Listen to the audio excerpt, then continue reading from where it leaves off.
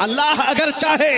इसलिए कि सरकार गरीब नवाज को भी ये चैलेंज किया गया था। आपको एक पुजारी ने कहा था, वो आग जलाए बैठा था, गरीब नवाज ने कहा कि जरा इसमें हाथ डाल दो, जिसकी इबादत करते हो ये तो तुम्हारा खुदा है। उसने कहा इसमें हाथ कैसे डालेंगे, ये तो जलाएगी। कहा जिसकी इबादत करते हो वो खुद तुमको जलाएगी। कितने सालों से इबादत कर रहे हो? कहा मेरे बाप दादा सब इसी की इबादत करते आए, हम इस आग को बुझने नहीं देते। कहा फिर हाथ डालो। उस पुजारी ने कहा कैसी बेवकूफ़ी की बातें हैं, आग का काम है जलाना, ये मंतिक के साथ हमारे साथ खेल ना करो, हमें गुमराह ना करो, क्या तुम डाल सकते हो?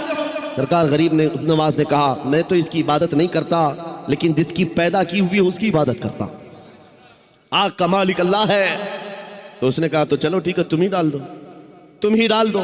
सरकार गरीब नवाज ने हाथ नहीं डाला। बहुत बड़ी आग लगी हुई थी, बड़ी आग है जिसकी पूजा हो रही थी। उस पंडित की गोद में एक छोटा सा बच्चा था, साल भर का, 1.5 साल का।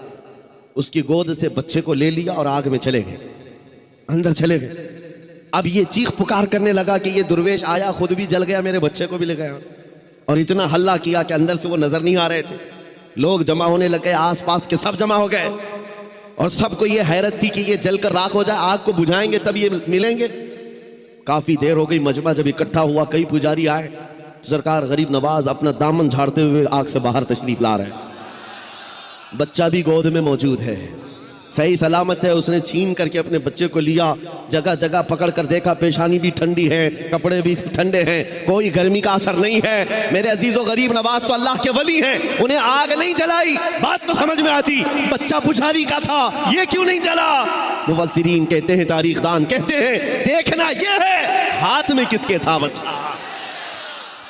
इसीलिए हम कहते हैं ख्वाजा का दामन, गौस का दामन, अरे जहां हाथ लग जाए उस पर आग नहीं लगती।